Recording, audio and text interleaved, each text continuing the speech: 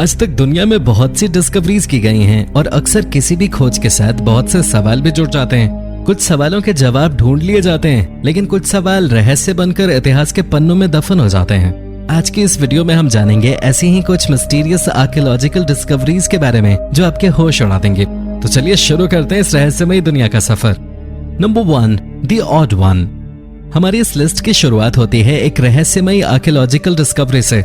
ये मेटल से बना हुआ एक मोटा सा टुकड़ा स्वीडन में पाया गया था। स्वीडन की साइट की खुदाई करने के दौरान ये अजीब सा दिखने वाला मेटल का टुकड़ा मिला। इस टुकड़े में कुछ विशेष तरह की कार्विंग्स भी हैं, लेकिन स्टडी के बाद ये बात सामने आई, ये कार्विंग्स दरअसल एक स्क्रिप्ट है जिसको आज तक कोई नहीं पढ़ पाया। स्क्रिप्ट के साथ ही इसमें एक अजीब सा दिखने वाला क्रीचर भी बना हुआ है। ये क्रीचर भी स्क्रिप्ट की तरह रहस्यमय है। अगर आपको इसके बारे में पता हो तो नीचे कमेंट बॉक्स में हमें जरूर बताएं। नंबर 2, गोबेकली टीप। 1994 में गोबेकली टीप की खोज ने हमारे इतिहास को देखने के नजरिए को पूरी तरह बदल दिया। हमें लगता है कि हम हमारे पूर्वजों के बारे में बहुत कुछ जानते हैं, लेकिन गोबेकली टीप उन खोजों में आती है जिसने जवाब से ज्यादा सवाल खड़े कर दिए। गोबेकली टीप एक विशाल प्राचीन मंदिर है जो तुर्की में पाया गया था। इस मंदिर को बड़े स्टोन पिलर्स से बनाया गया है। पिलर्स को शेरों, बिच्छुओं और गिद्धों की जटिल मूर्तियों से सजाया गया है, लेकिन ये मंदिर सिर्फ कला पे ही फोकस नहीं करता है। इस मंदिर में की गई कलाकृति और इंजीनियरिंग वाकई में आपको हैरान कर देंगे। वहाँ मौजूद पिलर्स के ऊपर करीब 10 टन के पत्थर रखे हुए हैं। आखिरकार बिना किसी तकनीक की मदद से इन भारी पत्थरों को पिलर्स के ऊपर कैसे रखा गया, ये आज तक किसी को नहीं पता। लेकिन जो बात गोबेकली टीप को इतना अविश्वसनीय बनाती है वो ये है कि इसे 10वीं शताब्दी ईसा पूर्व में बनाया गया था, यानी कि लगभग 11,500 साल पहले, और इस तरह से ये दुनिया का सबसे पुराना मंदिर बन गया। Number 3, the copper scroll treasure.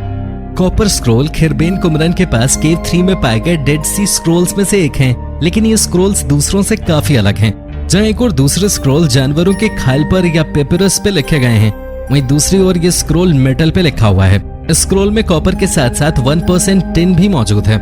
इन प्राचीन कॉपर स्क्रोल को वास्तव में अलग अलग टुकड़े कर 8 फीट लंबे एक स्क्रोल में बांध दिया गया था। दोस्तों, ये कोई आम स्क्रोल नहीं है और न ही इसमें बाकी स्क्रोल की तरह लिटरेरी वर्क किया गया है। इस स्क्रोल में उन जगहों की एक लिस्ट लिखी हुई है जहां सोने और चांदी के वेरियस आइटम्स को दफनाया या छिपाया गया था। 2013 में कॉपर स्क्रोल को अपने पुराने म्यूजियम से शिफ्ट कर दिया गया था।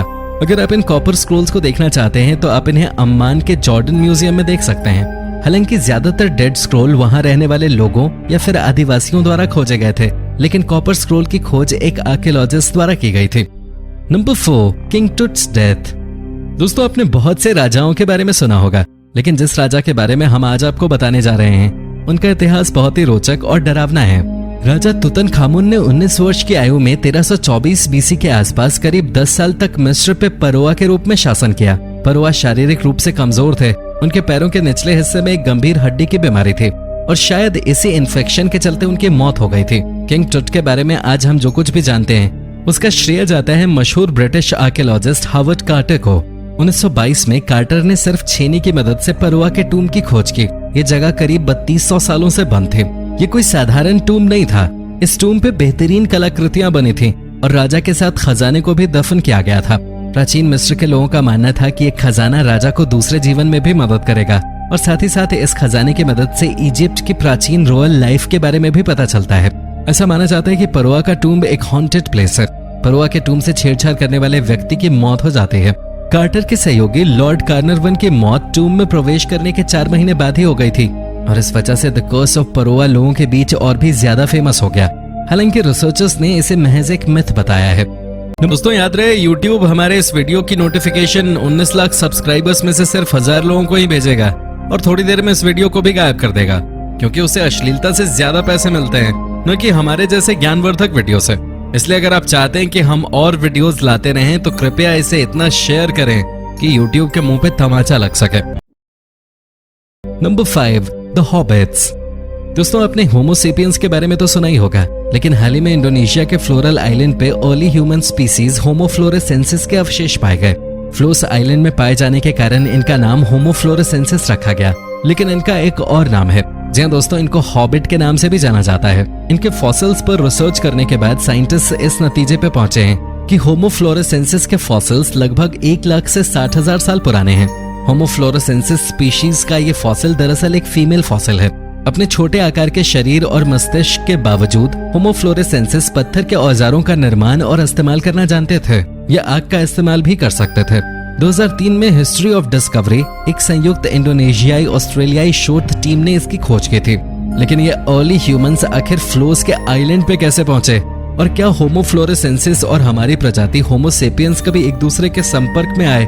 आज भी इस खोज से जुड़े कई सवालों का जवाब हमें नहीं मिल पाया है। नंबर 6, द लॉस्ट माया।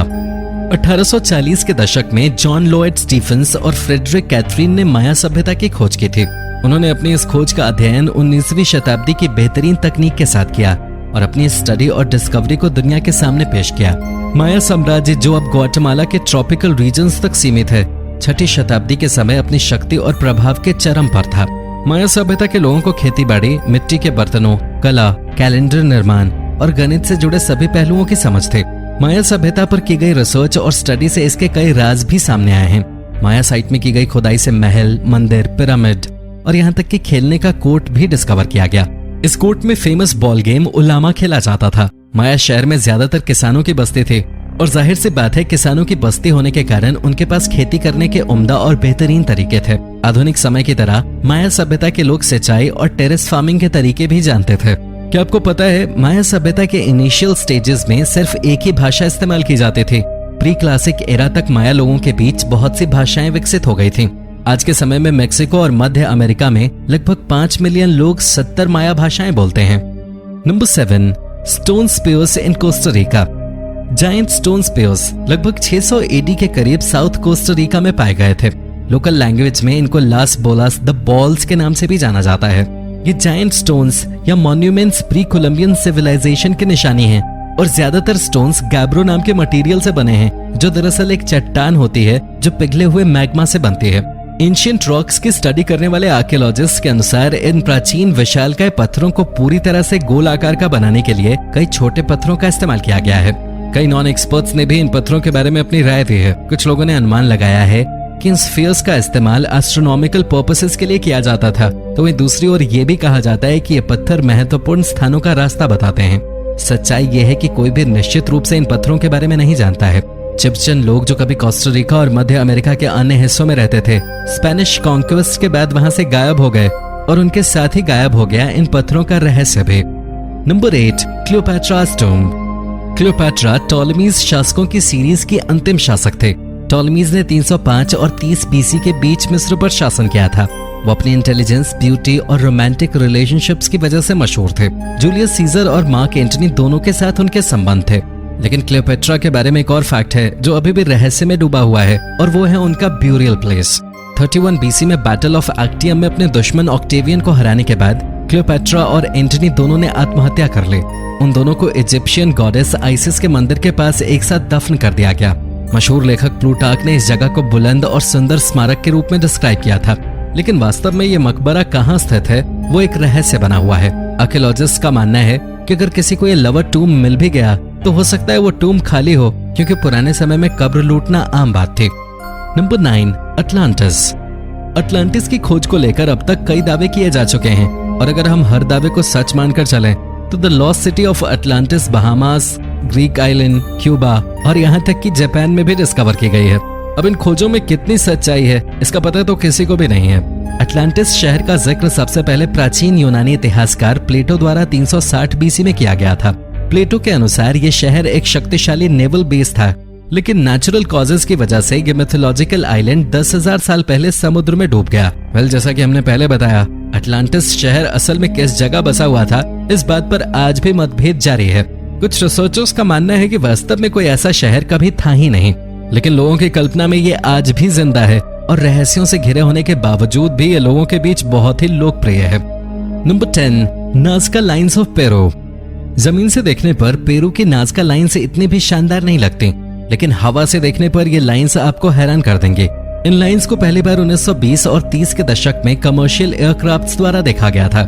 ये लाइन्स जियोमेट्रिकल पैटर्न्स, जानवर से लेकर पौधों और भी काल्पनिक आकृतियों का निर्माण करते हैं। ये लाइन्स 2000 साल पहले नाज़का संस्कृति के लोगों द्वारा बनाई गई थी। उन्होंने ऐसा क्यों किया ये एक रहस्य बना हुआ है। अनुमान लगाया जाता है कि ये लाइन्स एलियन लैंडिंग या फिर एस्ट्रोलॉजी से रिलेटेड हैं। आर्कियोलॉजिस्ट का कहना है कि लाइन्स नाज़का के लोगों के रिचुअल्स का हिस्सा थे।